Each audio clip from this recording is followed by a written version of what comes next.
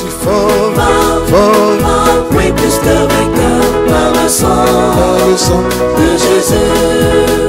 Je suis fort, fort, oui, plus que vainqueur par le sang de Jésus, mon sauveur.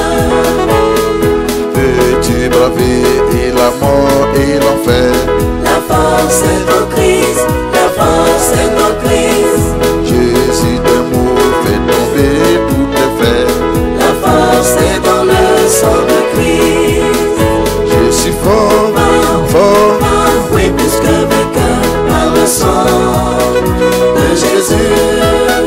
Je suis fort, fort, oui, plus que vainqueur par le sang de Jésus, mon sauveur. peux-tu marcher toujours plus triomphant? La force est en Christ, la force est en Christ. Pour te garder, Jésus est tout puissant. La force. Je voudrais vous saluer, Église du Seigneur, dans le précieux nom de notre Sauveur et de notre Seigneur Jésus-Christ. Ma joie, elle est grande de retrouver l'église locale de Shiloh. Je voudrais remercier le Seigneur qui nous a permis de vivre intensément la 7e édition de la Convention internationale du jeûne d'Esther, qui a été une grande bénédiction pour quiconque y a participé pleinement. Gloire à Dieu. Nous avons pu voir des choses que nous ne voyons plus dans nos églises, mais nous avons pu voir des choses en rapport avec les signes dont parle la Bible, avec les prodiges, avec les miracles dont parle la Bible, et qui permettent à l'église du Seigneur d'être une église puissante. Une église qui est plus que vainqueur, une église vivante, une église forte. Nous avons pu voir les enseignements qui ont été donnés par les différents prédicateurs de notre corporation, Église évangélique des Pentecôtes MVM, et à cela, nous nous sommes réjouis parce que l'année 2017, effectivement, a été pour chacun d'entre eux une véritable année de préparation et de grande maturation spirituelle. Et nous avons pu voir l'organisation que le Seigneur a mis sur place dans sa grâce, faire un travail efficace à l'absence de l'homme de Dieu pour que tout se passe bien. Et quand les choses sont bien organisées, le Seigneur toujours, il agit, il travaille en utilisant cet instrument qui est le comité d'organisation. Il leur inspire de bonnes idées, toujours de nouvelles idées, dans le sens que tout se passe bien. Ma prière, c'est que nous puissions toujours continuer comme cela, dans le nom de Jésus. Amen. Je voudrais vous apporter toutes les salutations de nos deux églises au Portugal.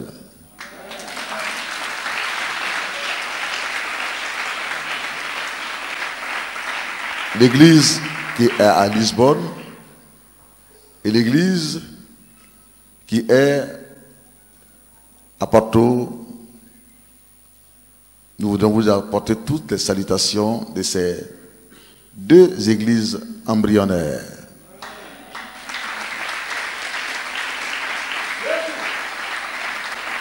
Mais des églises prometteuses. Alléluia.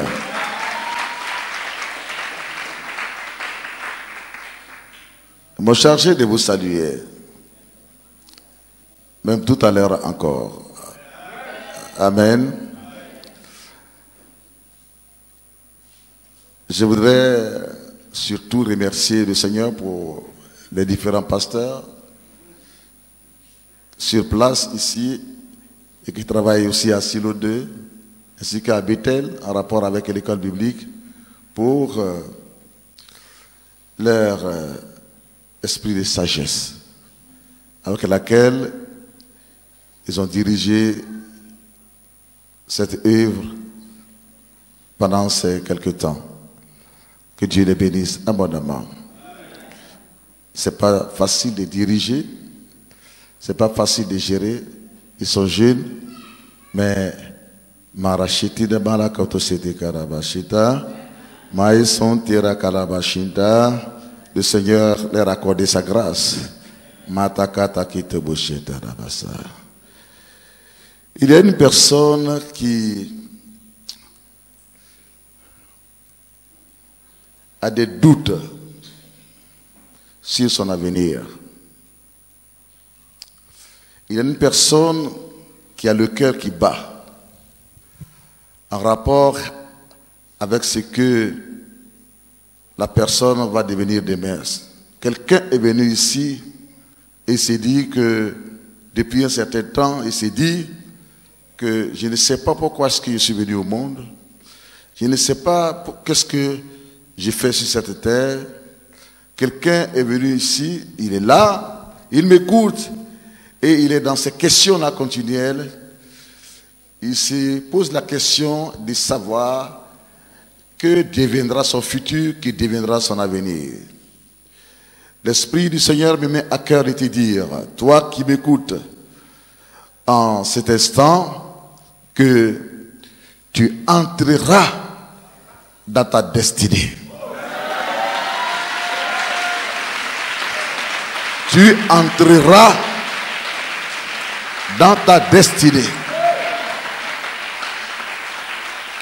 Car le futur n'est pas une affaire de toi. Le futur n'est pas une affaire de ton père ni de ta mère.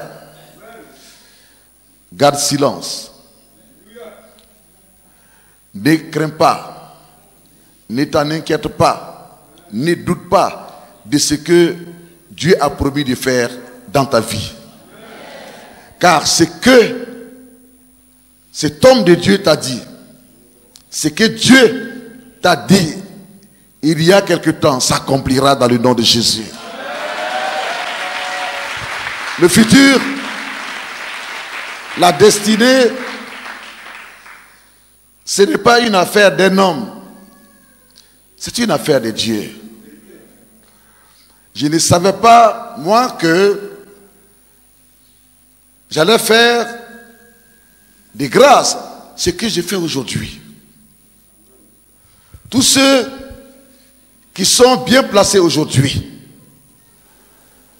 tous ceux qui émergent aujourd'hui et qu'on envie d'ici et de là, ils ne savaient pas dans leur présent qu'ils allaient devenir ce qu'ils sont devenus aujourd'hui. Quand on parle de destinée, quand on parle de futur, ce n'est plus une affaire d'un homme. C'est pour cela que si tu crois en Dieu et que si tu as donné ta vie à Jésus et que tu es sérieux avec ta vie chrétienne, tu es discipliné, obéissant à Dieu et que tu donnes à Dieu la première place dans ton cœur, il est écrit que toutes choses concourent au bien de ceux qui aiment Dieu. Ça voudrait dire que il peut changer ta situation présente. Il peut t'enlever de la poussière et te placer à la table des grands. Il peut t'enlever dans la boue et te placer sur une terre fertile, sur le roc. Il peut enlever la poussière sur toi et te donner des habits de roi, des habits de prince, des habits d'honneur. Le plus important, c'est de prier Dieu, de suivre Dieu mais plus de l'aimer chaque jour qu'il te donne. Et tu verras que tout ce que tu as envié chez les autres, ces choses vont courir vers toi. Partout où tu iras. Et mieux que ce que tu auras vu chez les autres. À cause de ta foi placée en Jésus-Christ notre Sauveur. Quand on parle de Dieu, il y a des gens qui disent Dieu et puis ils s'amusent. Il y a des gens qui disent Jésus et puis ils s'amusent. C'est-à-dire qu'ils disent Jésus et puis encore ils vont chez les féticheurs. Ils disent Dieu et puis encore ils vont chez les marabouts. Ils disent Jésus et puis encore ils vont chez les masques. Ils disent Jésus et puis ils sont dans une sorte d'adultère spirituel que l'on appelle l'idolâtrie. Et ils vont livrer leur âme aux diseurs de mauvaises aventures et qui leur sèment le mensonge dans leur intelligence et dans leur esprit. Ils brouillent leur vie. Ils brouillent leur vie.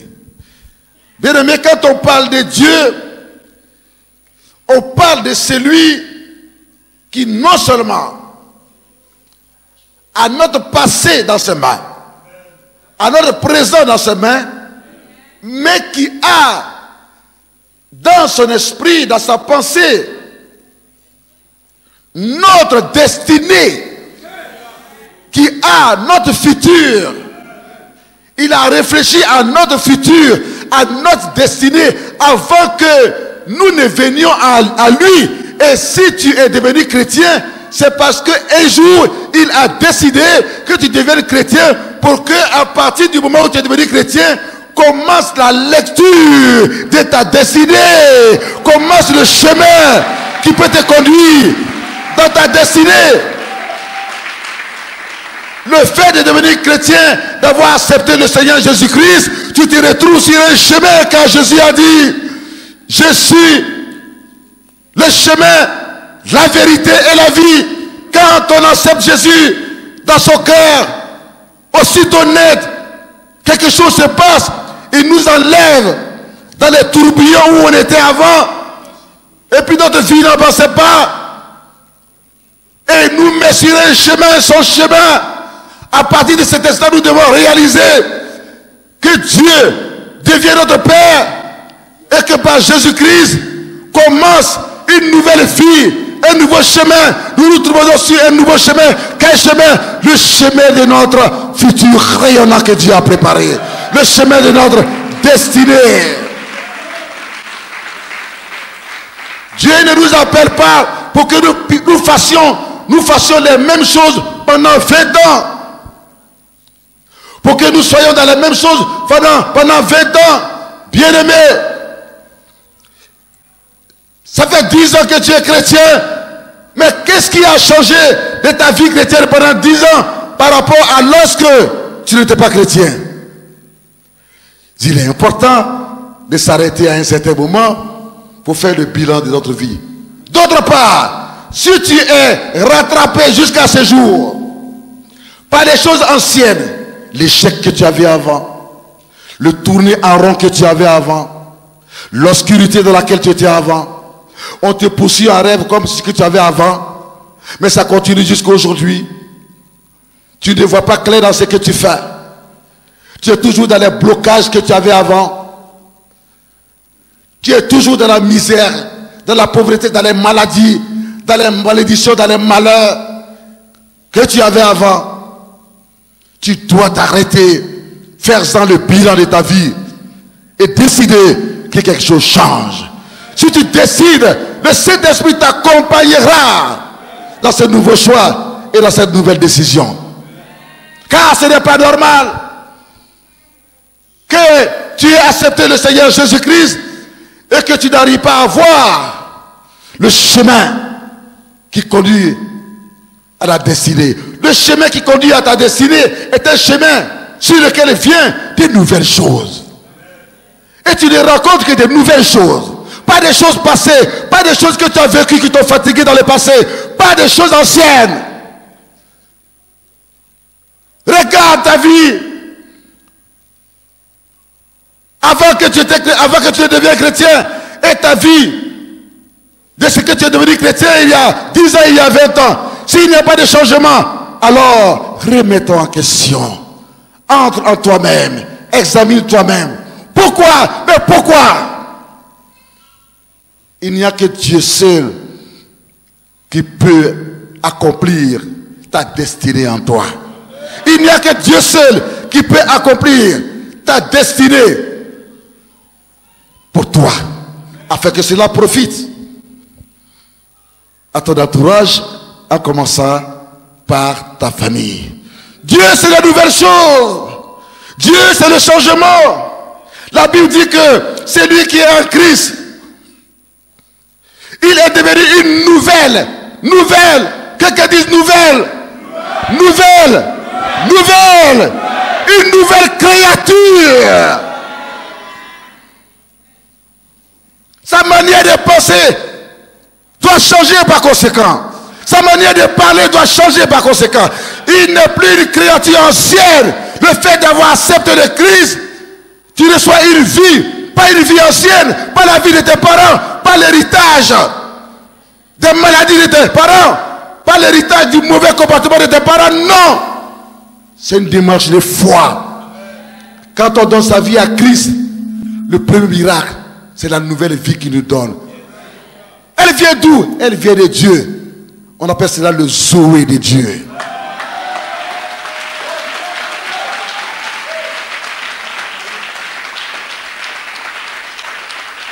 Tu sors d'où? Avec toutes ces jalousies, ces colères. Ce n'est pas la nature de Dieu. Tu ne peux pas accomplir ta destinée avec les jalousies, avec la sorcellerie, avec les colères, avec la bagarre. Tu ne peux pas entrer dans cette destinée. Tu ne peux pas réussir sur ce chemin qui est Jésus. Il dit: je suis le chemin, la vérité et la vie. En acceptant Jésus, tu dois vivre. Tu dois révéler. Tu dois montrer de nouvelles choses. Que tu es réellement né de nouveau. Et s'il n'y a pas de nouvelles choses en toi, c'est parce que toi-même tu refuses de changer.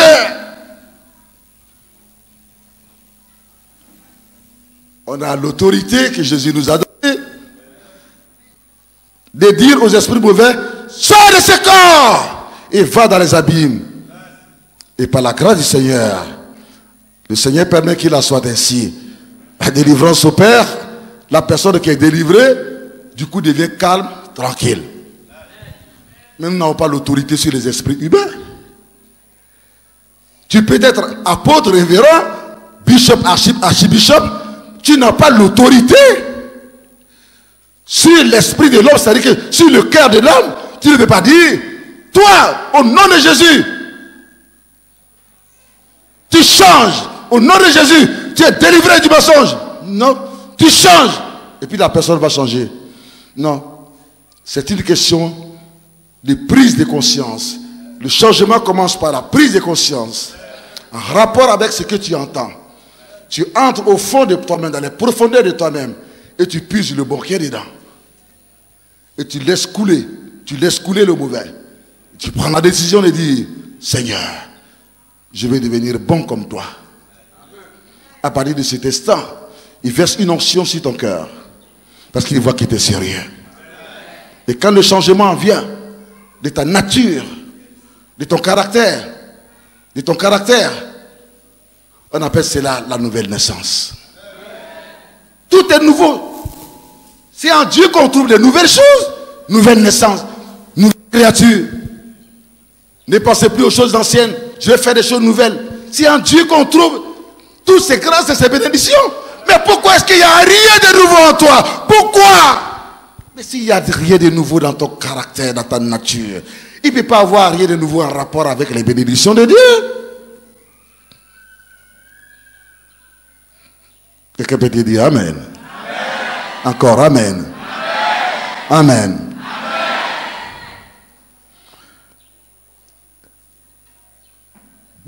disent oui.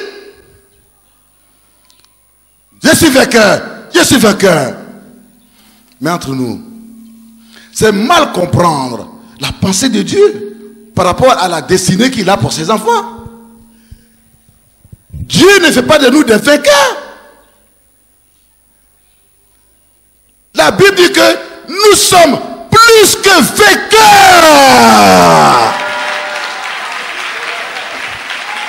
par celui qui nous fortifie,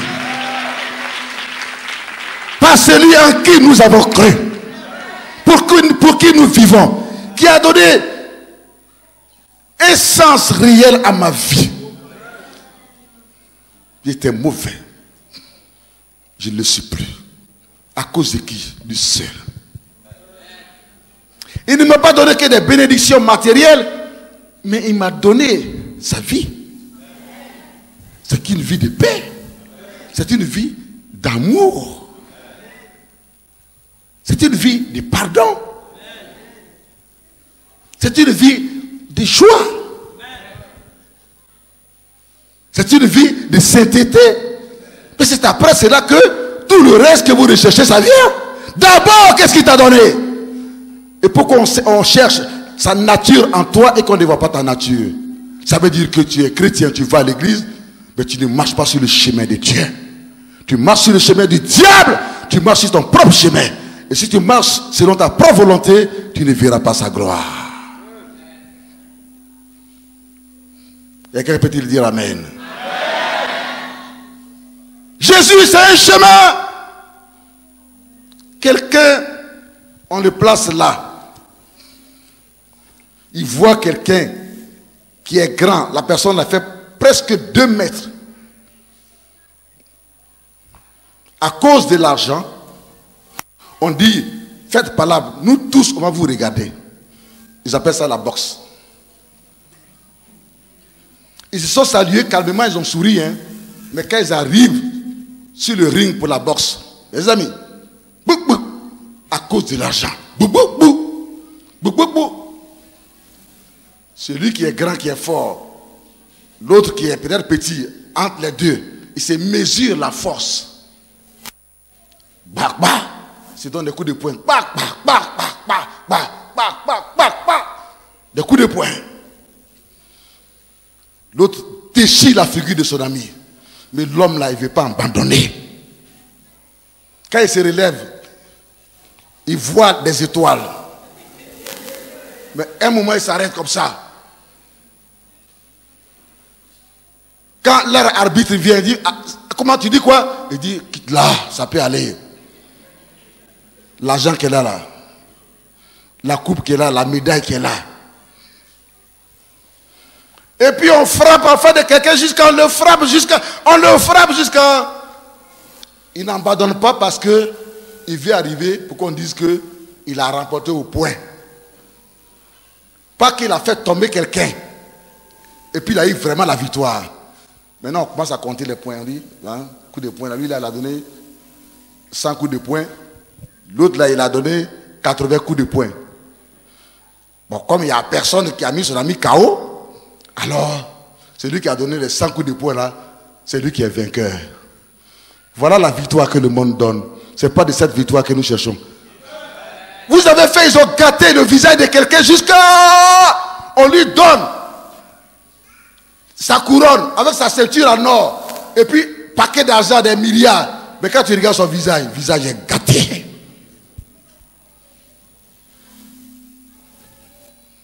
Mais nous en Christ, dans la destinée à laquelle Dieu nous appelle, il ne nous dit pas que nous sommes des vainqueurs, mais il dit nous sommes plus que vainqueurs. Plus que vainqueurs. Plus que vainqueurs. Parce qu'en lui, quand nous approchons, le royaume des ténèbres s'éclipse. Le royaume des ténèbres recule sans faire des efforts. Oh, l'homme qui a été vainqueur de la bourse là, il a fait tellement d'efforts. Dans l'effort là, il ne veut pas fuir, ils ont gâté son visage. Et puis on lui donne une coupe. Ça c'est victoire ça. Victoire là. Et puis toi-même tu regardes dans le miroir et puis tu as peur toi-même. Et puis toi-même tu as pitié de toi. Non. En Christ nous avons la protection de Dieu pendant que nous avançons. Sans faire des forts. Son onction nous recouvre comme un bouclier protecteur. Quand nous parlons, les esprits mauvais exécutent et libèrent les vies. Sans faire d'effort. Voici en cela où Jésus dit, vous êtes plus que vainqueurs. Parce que Christ a déjà livré le combat et nous a donné la victoire. Voici le chemin de notre destinée. Sans faire d'effort. Sans faire d'effort. Sur le chemin de la destinée. Plus d'effort à faire. Plus d'effort à faire. Alléluia. Psaume 31, verset 16.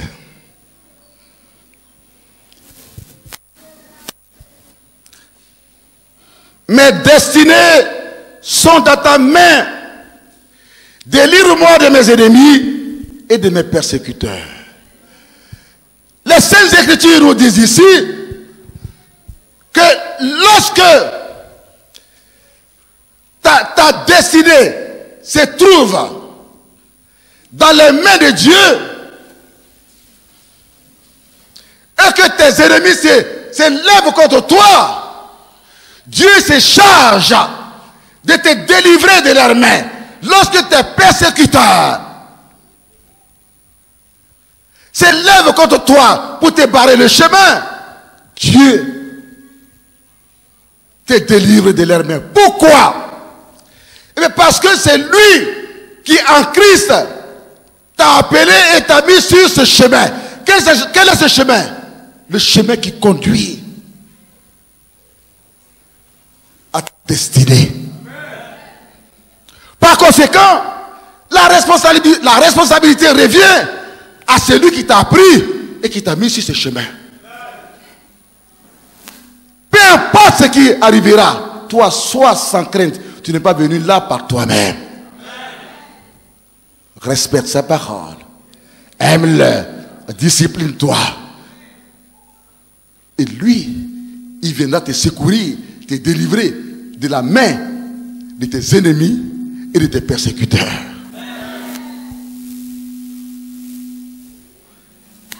Alléluia. Parce que Christ a tout accompli. Quand le diable vient sur ce chemin où Jésus t'a placé, il est déjà vaincu. Mais si toi tu quittes là, et puis tu t'en vas sur le chemin du diable, dans la maison des prostituées, dans la maison des maîtresses, dans la maison des maîtres, de l'escroquerie, du vol, des maraboutages, attention, attention, répands-toi très vite. Parce que là tu es sur un mauvais terrain. Attention! Mais tant que tu seras sur le chemin de la justice, le chemin de la droiture, le chemin de la crainte de Dieu, le chemin qui conduit à accomplir ta destinée, tu ne feras pas d'effort et ta destinée s'accomplira. Tu ne feras pas d'effort et tes ennemis seront vaincus. Tu ne feras pas d'effort. Pourquoi? Parce que dorénavant, tu n'es pas seulement vainqueur, tu es plus que...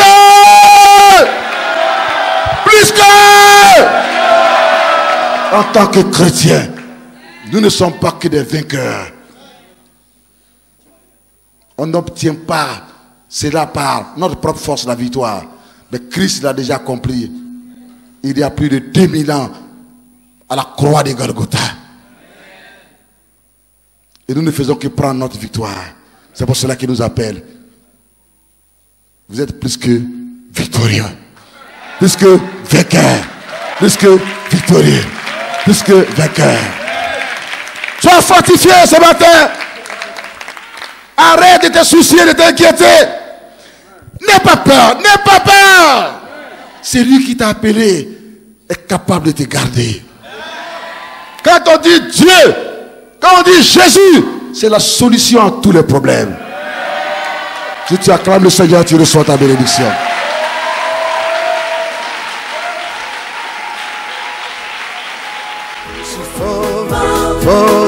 Oui, plus que vainqueur par le sang de Jésus. Je suis fort, oui, plus que vainqueur par le sang de Jésus, mon sauveur. Peux-tu braver et la mort et l'enfer? La force c'est en Christ